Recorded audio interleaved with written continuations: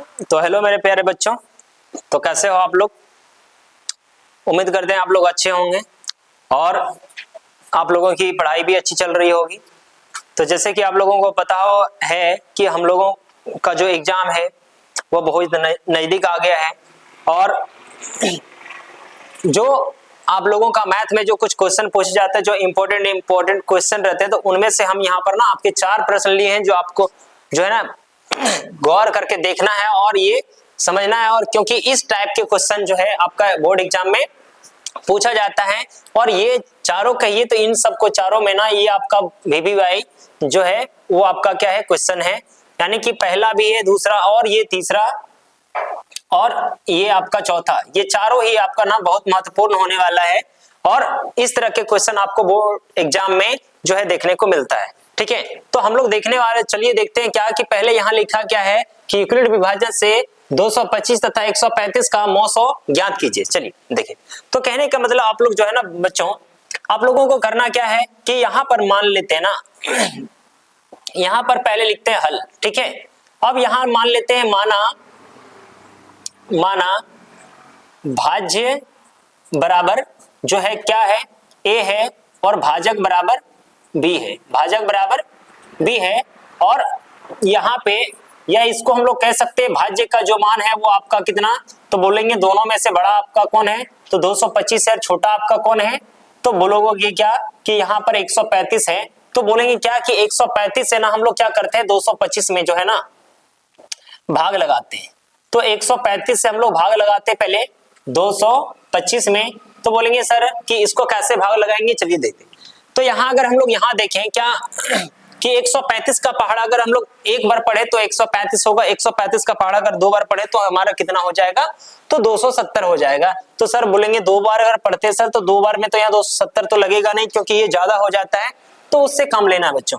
देखिए तो बोलोगे 135 का पहाड़ा से कितना बार में बोलोगे, तो एक बार में, तो बोलोगे यहाँ कितना बचा, 5 में से 5 गया तो यहाँ 0, यहाँ पर पेचल, ये तो बताओ कितना हो गया 12, 12 में से 3 गया, कितना बच गया 9, यहाँ 9 और यहाँ बच गया 1, 1 में 1 गया आपका, यहाँ हो गया कुछ नहीं, ये खत्म हो गया। अब यहाँ पर जो शेष बचा बच्चों, तो वो ये जो शेष बचा इससे आपको क्या करना है, जो पहले जो भाजक था उसमें हम लोगों को भाग देना है। ठीक है, तो बोलेंगे 90 का पहाड़ा अगर पढ़े तो 90 का 90 और 2 बार पढ़े तो 90 दूना 180 हो जाएगा, ज्यादा नहीं लगेगा सर, तो ज्यादा नहीं लगाना है, तो बोलेंगे उससे कम वाला लगाएंगे।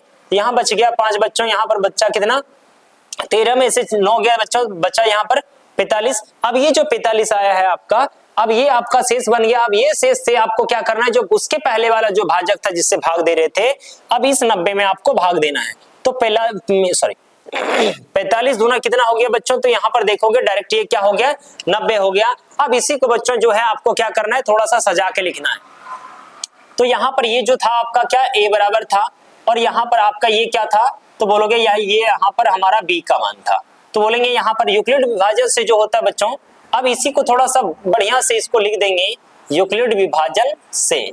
तो यूक्लिड विभाजन से क्या होगा बच्चों, तो यहाँ पर होगा क्या कि यहाँ पर ये होता है A बराबर BQ प्लस R, और जहां पर आपको ध्यान में रखना है क्या कि जो शेषफल R का जो मान होता है वह 0 से बड़ा या जो है भाजक से हमेशा छोटा होगा। ठीक है, तो हम लोग बच्चों यहाँ देखेंगे क्या, सबसे पहले भाग किस में दिए बच्चों, तो बोलेंगे 225 में दिए सर, किससे भाग दिए, बोलेंगे 135 से एक बार में दिए और 90 हमारा बचा कितना, तो हमारा 90 हमारा शेषफल बचा, तो 135 गुना कितना 1 और शेष कितना बचा बच्चों, तो 90। अब यहाँ पर दूसरे स्टेप में क्या किए बच्चों, तो यहाँ पर देखो कि 90 से भागा दिए 135 में, बोलेंगे कितना बार में 90 से भागा दिए एक बार में, तो शेष बचा हमारा 45। अब जो बच्चों है देखो यहाँ पर जो है कितना में 90 में भागा दिए कितना से, तो बोलेंगे यहाँ पर 45 से, तो 45 से 2 बार में लग गया, शेष हमारा बच गया 0। अब यहाँ बोलेंगे बच्चों देखो, तो बोलोगे शेष हमारा चूंकि जो है बच्चों देखो, चूंकि शेष बराबर कितना आ गया, बोलेंगे 0, शेष बराबर हमारा कितना आ गया 0, तथा अंतिम अगर भाजक जिससे अंतिम बार में जो पूरा का पूरा भाग लग गया बच्चों, तो वो कौन है, तो 45 है बच्चों। तो 45 जो है अंतिम जो है वो हमारा क्या हुआ, भाजक हुआ, अंतिम हमारा क्या हुआ, भाजक हुआ। तो अतः जो बच्चों देखो, तो बोलोगे यहाँ क्या, अतः जो है 225 तथा 135 का जो है मौसो हुआ बच्चों, वो हमारा कितना हो गया, तो वो 45 हो गया। ये आपका जो है ना बनकर ये तैयार हो गया। ठीक है, तो ये पहला जो है आपको समझ में आया होगा। अब दूसरा देखते हैं बच्चों। देखो यहाँ क्या है, पहले करना क्या है, यहाँ पर आपको आपको ये पहला प्रश्न समझ में आया होगा। दूसरा प्रश्न बच्चों देखो, सिद्ध करें कि 1/√2 एक अपरिमेय संख्या है। ठीक है, अब अगर यहाँ हमको सिद्ध करना है बच्चों, तो यहाँ पर आपको ध्यान में रखना है ये क्या है कि जो हमारा दिया हुआ है परिमेय, हम उसे अपरिमेय का जस्ट उल्टा मान लेंगे। तो यहाँ पर बच्चों देखो, तो बोलोगे क्या कि यहाँ पर सर माना 1/√2 एक परिमेय संख्या है, इसका जस्ट जो है उल्टा मान लेना कि अगर यहाँ अपरिमेय दिया है तो उसका हमको क्या मानना है, उसका जो है उल्टा मान लेंगे परिमेय। माना 1/√2 एक परिमेय संख्या है बच्चों, तो बोलोगे क्या कि सर परिमेय संख्या किसको कहते हैं, जिसको हम बट्टे के रूप में लिख सकते हैं, जिसे हम बट्टे के रूप में लिख सकते हैं बच्चों, तो उससे हम लोग क्या कहते हैं, परिमेय संख्या कहते हैं। अर्थात क्या हुआ, अर्थात जिसे हम P/Q के रूप में लिख सकते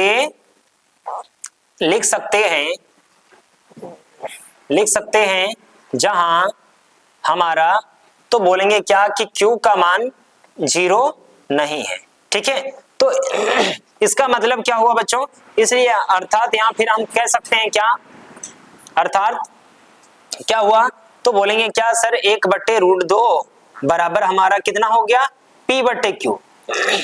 अब बच्चों यहाँ पर आपको ध्यान देना है कि P/Q के जगह पर आपको जो है ना कोई भी संख्या आप यहाँ पे मान सकते हैं। तो बोलेंगे P/Q की जगह पर सर A/B मान सकते हैं। हाँ बच्चों A/B भी मान सकते हो। बोलेंगे सर यहाँ C/D मान सकते हैं, तो बोलेंगे हाँ ये भी मान सकते हैं। कोई भी संख्या होना चाहिए, बस आपको ध्यान में ये थोड़ा रखना है कि नीचे में कभी भी परिमेय संख्या का हर नहीं होता। हर क्यों नहीं होता है, क्योंकि हर अगर 0 हो जाएगा तो वो फिर वो कटेगा नहीं, वो अपरिभाषित हो जाएगा, उसका भागफल कोई जो है निश्चित नहीं होगा। इसलिए आपको ये ध्यान में रखना है। और यहाँ आपको ध्यान में क्या रखना है कि जहां P, Q सहअभाज्य है, सहअभाज्य संख्या है, सहअभाज्य संख्या है, सहअभाज्य संख्या है जिसका HCF जो है बोलेंगे P और Q का हमेशा वह 1 होता है। बच्चों यहाँ ध्यान में रखना है क्या कि जब ये P और Q सहअभाज्य है तो उसका हमेशा जो है HCF कितना आता है, 1 आता है। आपको ये ध्यान में रखना है। तो बोलेंगे सर यहाँ पर क्या करें अब आगे, तो बोलेंगे यहाँ क्या, यहाँ पे दोनों को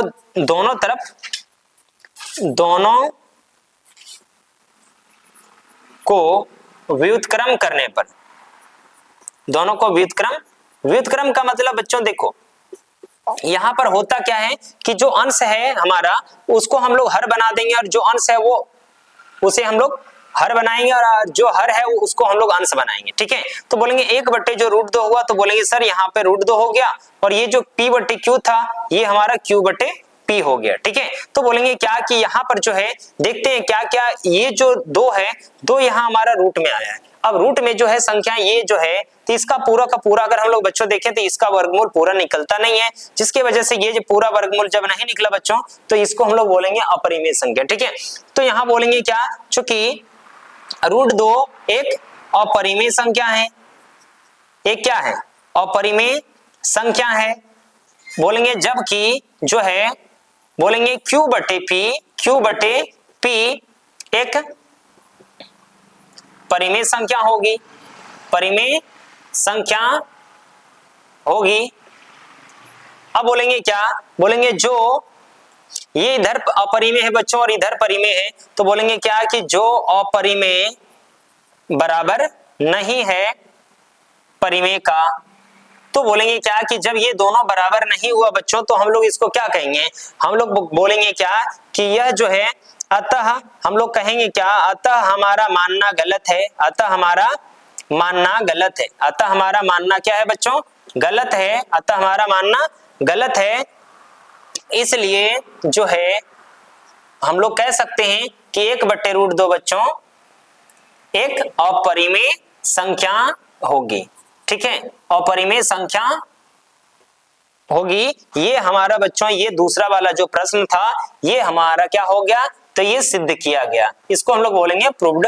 ये हो गया आपका, ये जो है वो आपका 2 अंक स्तरीय जो है कि ये प्रश्न आपका हो गया। बस इतना सही बच्चों, इसको आसानी से बनाना है। आपको क्या करना है कि कोई भी जो है अपरिमेय संख्या दिया रहे, आपको क्या करना है उसका परिमेय मानना है। परिमेय मानने के बाद क्या उसको हम लोग कहेंगे क्या, बट्टे के रूप में लिख सकते हैं। और जब बट्टे के रूप में लिख सकते हैं तो वहां पर उसका हर का मान कभी भी 0 नहीं होगा। बस इसको यहाँ पर इतना सा करना है। ये आपका जो है तैयार छोटा सा प्रश्न जो है क्या ये बनकर तैयार हो गया, और ये आपके पूरे के पूरे 2 अंक के लिए। ठीक है, अब अगला जो प्रश्न है वो क्या है बच्चों, देखो x बहुपद x² माइनस 2x माइनस 8 के शून्यकों के योग तथा गुणांकों के बीच की सत्यता ज्ञात कीजिए। तो बच्चों यहाँ पर बोलेंगे क्या कि यहाँ पर बच्चों दिया क्या है, तो बोलेंगे यहाँ क्या कि x² माइनस 2x माइनस 8 दिया है। तो बोलेंगे पहले इसको क्या करें सर, तो बोलेंगे यहाँ शून्यकों के योग और शून्यकों के गुणांकों के बीच संबंध की सत्यता ज्ञात करना है। तो बच्चों यहाँ पर आपको ध्यान में रखना है, देखिए केवल शून्यकों के योग तथा गुणांकों के बीच संबंध की सत्यता ज्ञात करना है। तो पहले हम लोग बच्चों जो है इसका शून्यक निकालते हैं। ठीक है, तो शून्यक निकालने के लिए जो है हमारे पास 2 विधि होती है। एक तो होता है बच्चों एक गुणनखंड विधि, और दूसरा में है आपका जो है कौन सा, तो बोलेंगे द्विघाती सूत्र। द्विघाती सूत्र तो बच्चों अभी जो हम लोग बनाएंगे वो गुणनखंड विधि से। ठीक है, गुणनखंड विधि से। तो बोलेंगे सर यहाँ x² हुआ माइनस 2x माइनस 8। बच्चों यहाँ पर देखना क्या है कि यहाँ पर जो है व्यापक रूप में है। तो व्यापक रूप कहने का मतलब पावर जो है आपका जो है घटते क्रम में होना चाहिए या घात घटते क्रम में होना चाहिए। अगर घटते क्रम में है तो वो व्यापक रूप में है, और अगर नहीं है तो बोलेंगे नहीं। तो यहाँ पर करते हैं क्या है कि पहला वाला पद और तीसरा वाला पद को गुना करते हैं। तो पहला वाला पद को और दोनों को गुना करने के बाद जो गुणनफल आता है, तो गुणनफल को जो है क्या करना है, गुणा के रूप में ऐसे 2 संख्या के रूप में तोड़ना है जिसका गुणनफल ये गुणनफल के बराबर हो जाए, और योगफल जो है या अंतर ये देखो यहाँ तो बोलोगे पहला पद और सर तीसरा वाला पद को गुना करेंगे तो गुणनफल मिलेगा। तो यहाँ पर देखो पहला पद यहाँ पर x² है और तीसरा पद हमारा -8 है। तो बोलोगे यहाँ x² और -8 को जैसे गुना किया तो हमारा जो गुणनफल आया वो -8x² आया बच्चों। अब बोलोगे देखो गुना के रूप में ऐसे तोड़ना है कि गुना करेंगे तो -8x² के बराबर, और जोड़े तो उसको तो जो है -2x के बराबर। तो बोलोगे बच्चों देखो -8x² लाने के लिए हमको क्या करना पड़ेगा, तो बोलोगे यहाँ सर -1x गुना 8x कीजिए तो भी आएगा। बोले सर ये अगर नहीं करना है, अगर -1 के सामने नहीं रखे तो बोलेंगे कि 1 के सामने अगर नहीं रखना है तो -8 के सामने रख सकते हो तो भी गुणनफल इतना आएगा। अगर हम लोग बोले क्या, अगर नहीं ये नहीं तो बोलेंगे क्या कि 2x गुना 4x करो तो भी -8x² आएगा, या 2x गुना -4x करो तो भी -8x² आएगा। अब बोलोगे क्या कि और भी कोई संख्या, तो बोलोगे सर कि यहाँ पर तो वो है नहीं। तो वो देखते हैं क्या कि यहाँ देखो, तो बोलोगे ये हमारा जो पेयर होता है -8x² लाना है और जोड़ के यहाँ पर जो है कितना -2x। तो बोलेंगे सर -2x में 4 जोड़ेंगे तो +2 बचेगा, ये नहीं होगा। 2x में अगर यहाँ -4x जोड़ेंगे तो -2x होगा, गुना करेंगे तो इतना। तो वो हमारा जो यहाँ पेयर बना बच्चों वो क्या बना, तो बोलोगे 2x और फिर -4x वाला। तो बोलोगे यहाँ 2x और यहाँ पर -4x है। तो बोलोगे यहाँ पर ये गुना करेंगे तो -8x² और जोड़ेंगे तो हमारा -2x बच जाएगा। तो हम लोग यहाँ पर करेंगे क्या कि अब x² को x² लिखेंगे -2x की जगह पर बच्चों। अब ये -8 जो है यहाँ पे -2x की जगह पर अब हम लोग ना इस पद को लिखेंगे। ठीक है, तो बोलेंगे यहाँ पहले क्या लिखो, तो बोलेंगे 2x और फिर -4x लिखो बच्चों। अब यहाँ पर जो है कितना, तो बोलोगे यहाँ -8 लिखो। अब बच्चों देखो बोलोगे यहाँ क्या, तो बोलोगे यहाँ x² है। x² कहने का मतलब बच्चों को देखो x² का कहने का मतलब यहाँ हुआ क्या, x गुना x यहाँ 2 बार गुने में है, और 2x का मतलब बच्चों यहाँ पर क्या हुआ, तो 2 गुना x हुआ। ठीक है, तो बोलेंगे सर यहाँ पर मिल क्या रहा है, कॉमन क्या आ रहा है, तो बोलेंगे x और x। तो जो कॉमन आ जाता है बच्चों तो उसको हम लोग ना ब्रैकेट के बाहर कर देते हैं। ठीक है, ब्रैकेट के बाहर करते हैं तो यहाँ बच्चों देखो यहाँ पर बचा क्या x, तो यहाँ पर क्या बच गया बच्चों, देखो जैसे यहाँ पर एक x बच गया तो लिख दो, यहाँ पर 2 प्लस में 2 बचा तो लिख दिए। ठीक है, अब यहाँ पर देखो इस 8 की जगह पर ना आप लोग यहाँ क्या कीजिए, यहाँ पर जो है 2 गुना +2 गुना -4 लिखिए, तो यहाँ आपको कॉमन करने में आसानी होगी। बोलोगे यहाँ कैसे सर, तो बोलोगे यहाँ -4 मिला और यहाँ भी -4 मिल रहा है सर, तो इसको क्या करें दोनों को बाहर कर देते हैं। तो बोलेंगे यहाँ -4 लिख देते हैं, तो यहाँ बच गया कितना बच्चों, यहाँ बचा x और यहाँ बच गया +2।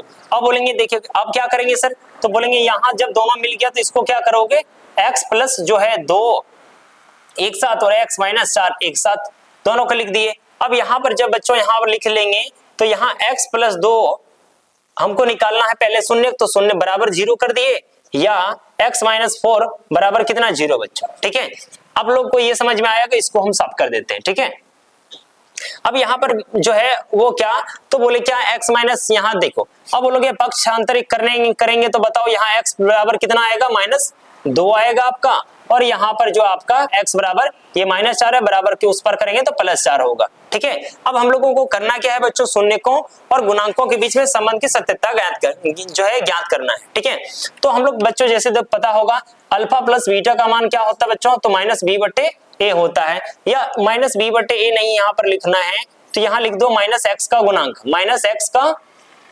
गुणांक बटे में बच्चों क्या कर दो, x² का गुणांक लिख दो, x² का क्या लिख दो, गुणांक लिख दो। अब बोलोगे सर यहाँ पर क्या, तो बोलोगे अल्फा कौन है और बीटा कौन है, तो बच्चों यहाँ देखना, यहाँ पर जो x का जो पहला मान बच्चों उसको हम लोग अल्फा कहेंगे, और जो x का दूसरा जो मान निकला है उसको हम लोग बीटा कहेंगे। ठीक है, तो अब हम लोग यहाँ पर क्या करेंगे देखिए, तो बोलेंगे यहाँ पर हमारा -2 हुआ बच्चों, और यहाँ पर हमारा +4। ठीक है, अब x के बगल में कौन है बच्चों, तो x के बगल में बहुपद के पास जाओ, तो बोलोगे -2 है सर, और सामने में यहाँ पे माइनस। ठीक है, अब यहाँ पर x² के बगल में कुछ नहीं, तो सर यहाँ पर क्या है, तो बोलेंगे यहाँ पर एक कुछ नहीं तो एक रहता है छिपा हुआ, लिखना यहाँ आपको नहीं है। ठीक है, तो बोलेंगे यहाँ बट्टे में क्या होगा बच्चों, तो बोलोगे यहाँ 1 होगा, तो बोलोगे यहाँ क्या हो गया सर, तो बोलोगे यहाँ +2 हो गया, 2 बराबर ये वाला माइनस माइनस प्लस हो गया, 2/1 को क्या लिखेंगे, तो हम लोग यहाँ पर 2 ही लिखेंगे, तो ये हमारा ये एक सत्यता हो गया, यानी कि ये सत्य है। अब दूसरा जो बच्चों है देखो, इस प्रश्न को थोड़ा सा बच्चों देखो हम नीचे कर देते हैं। ठीक है, यानी कि यहाँ पर जो है AP जो है वो 6, 10, 12, डॉट डॉट जो है तीसरा पद इसका ज्ञात करना है, तो यहाँ पर लिख देते हैं। ठीक है, तीसरा पद ज्ञात करें। ठीक है, तो बोलेंगे यहाँ पर क्या, इसको साफ करके थोड़ा सा यहाँ पर, क्योंकि हमको शून्यकों का गुणनफल निकालना है, तो बोलेंगे क्या यहाँ पर देखो, तो बोलोगे यहाँ क्या निकालें सर, शून्यकों का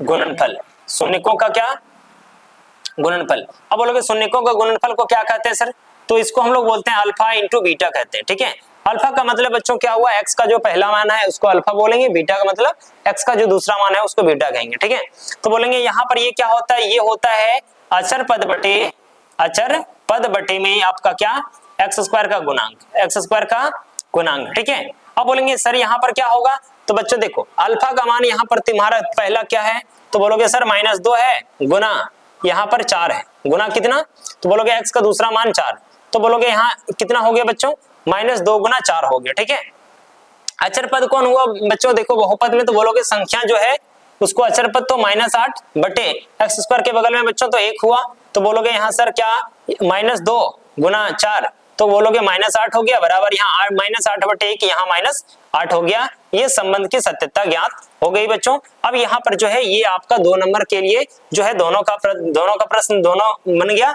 अब हम लोग जो है बच्चों देखो, अब हम देखो बच्चों, अब तुम्हारे सामने चौथा प्रश्न है और ये एपी यानी समांतर श्रेणी का। ठीक है, तो अब इसको हम लोग कैसे बनाते हैं ना, इसको हम लोग बढ़िया से समझते हैं। देखो, तो बोलेंगे पहले सर यहाँ क्या करते हैं, हल लिखते हैं, पहले क्या करेंगे सर, तो बोलेंगे क्या, यहाँ हल लिखो, और फिर जो पहला वाला संख्या बच्चों है श्रृंखला का, तो बोलोगे यहाँ पर इसको हम लोग जो है ना पहला पद यानी कि सर जो है यानी A1 कहते हैं, इसको हम लोग क्या कहते हैं, प्रथम पद। ठीक है, प्रथम पद को कहा जाता है A, और A का मान बच्चों यहाँ पर 6 हो गया। ठीक है, अगर हम बोले कितना कितना बढ़ रहा है सर, तो बोलोगे 6 से 10 हो गया, 10 से फिर तुम्हारा कितना 14, तो बोलोगे यहाँ पर सार अंतर क्या हो गया, तो सार अंतर करने के लिए यहाँ ज्ञात करने के लिए बच्चों देखो बोलोगे क्या कि डी, सार अंतर को बोला जाता है डी, और जो है दूसरे वाले पद में आपको क्या करना है, पहले पद को घटा देना है, तो दूसरा पद में जब पहला पद घटाएंगे तो यहाँ बच्चा बच्चों 4। ठीक है, अब यहाँ पर देखो 14 में से भी 10 घटाओगे तो भी तुम्हारा सार अंतर कितना बचेगा,